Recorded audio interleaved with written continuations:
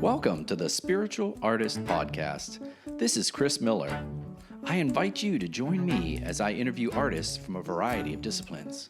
We'll share powerful stories and lessons learned while making their art.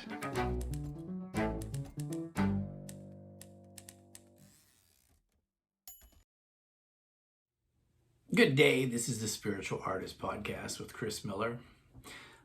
If you're watching this, you probably just finished chapter 2 of The Spiritual Artist, my book.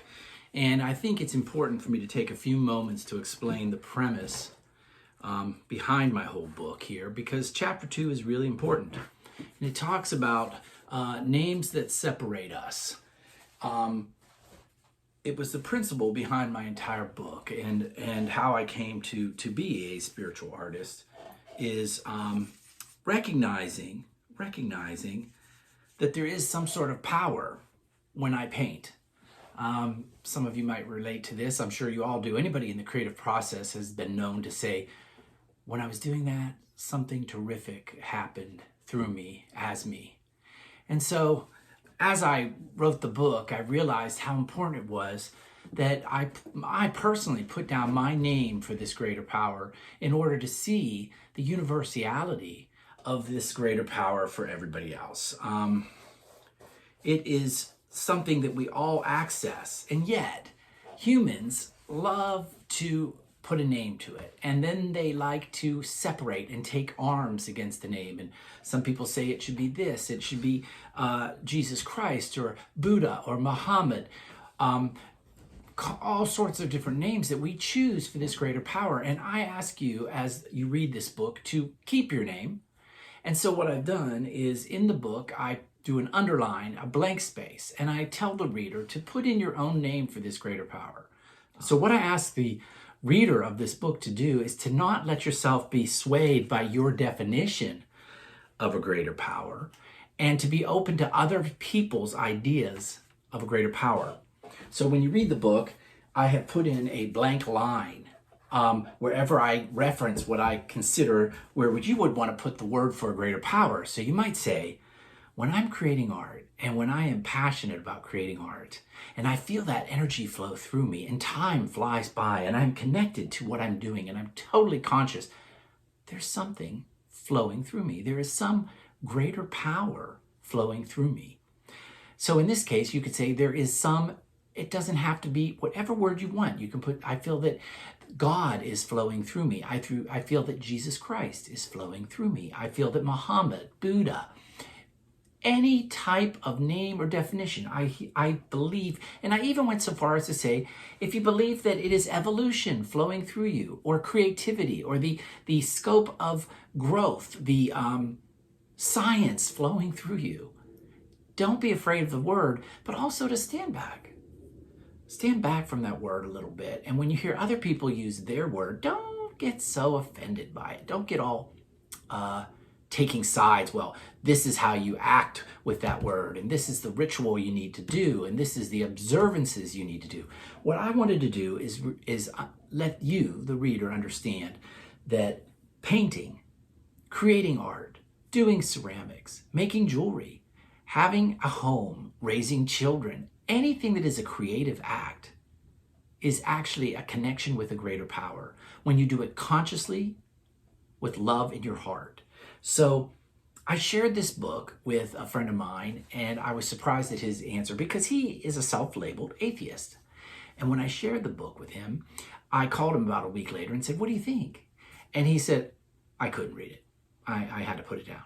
And I was like, "What? What do you mean you couldn't read it?" And he said, "Well, all that mention of God." And I said, "What are you talking about? I don't use the word God, very sparingly. In fact, I use an underline to tell people to use their own name for God." And he goes, "Well, that was enough. That was enough. I couldn't even deal with the reference to God." So I thought about this, and I thought long and hard about it. How can I get around this? How can I let this friend of mine see that there is a greater power to all these things around us?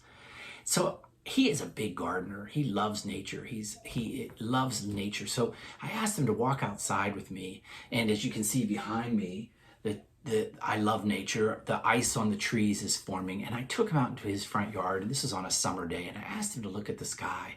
and there was a flock of geese going across the sky. They were going south. And I said, look at that.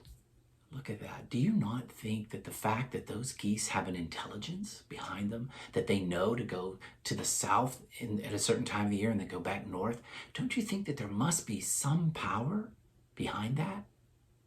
And he looked at me and he said, well, yeah, that's just evolution. And I said, yeah, but something is powering that evolution. Look at the clouds, the way they're drifting across the sky. And look how when they combine and hit at certain points, they create water and condensation. Isn't that amazing? There has to be something behind that, because we all know that everything is cause and effect.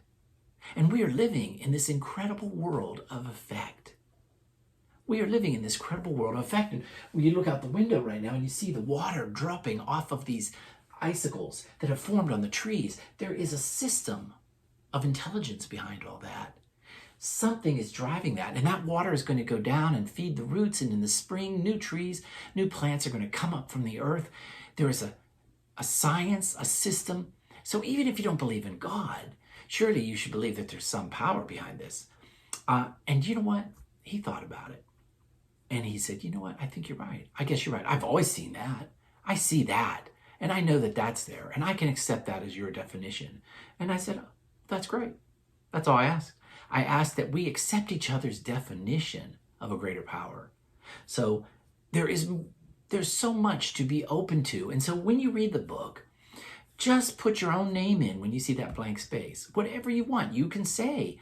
You can say it's science. You can say evolution. You can say God. You can say Mother Earth. You can say all that is, the one, Buddha, whatever you want. Just put it in there. But don't let it hold you back like it did for me from knowing the power of creativity. Don't let it hold you back from knowing that you are a creative artist. You are a creative artist. So this book is about a journey. It's asking you to go on a journey and rediscover who you are. Learn what's holding you back. Look at your mind, look at your thoughts, see how they're holding you back from this creative expression that you are. Look at your belief systems and analyze them. Know what your feelings are about and how you process them. All of these things, taking time out to rest, taking time away from everything, learning to be in the middle. Don't push too hard, because if I fight too hard at this painting, it's not going to go my way. I have to be intentional with it, give it intentional attention to make sure that it goes where I want it to go, but don't push too hard. All those things are in the book. So when I use the word greater power, I don't want you to trigger like my friend did and think, greater, stronger, I need to bow down behind. I mean greater in everywhere. It's in everything. It's in nature itself. It's in the solar system, the way the planets revolve, the way the space goes outward and outward. It's expressing outward and outward. All that is right there, eternally, and it is greater than me. Not greater that I need to worship or ask for forgiveness, because that's not my definition of God. But my definition of God is it is flowing through me, through you, through everybody, through the paper, through the ink. So, as you continue reading the book, remember that the name should not separate you from this power that is within you.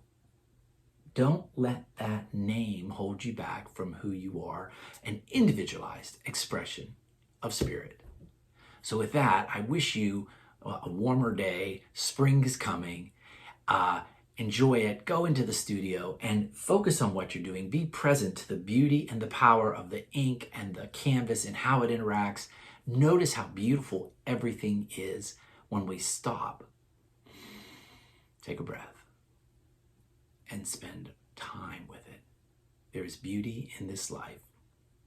So go out there and be a spiritual artist.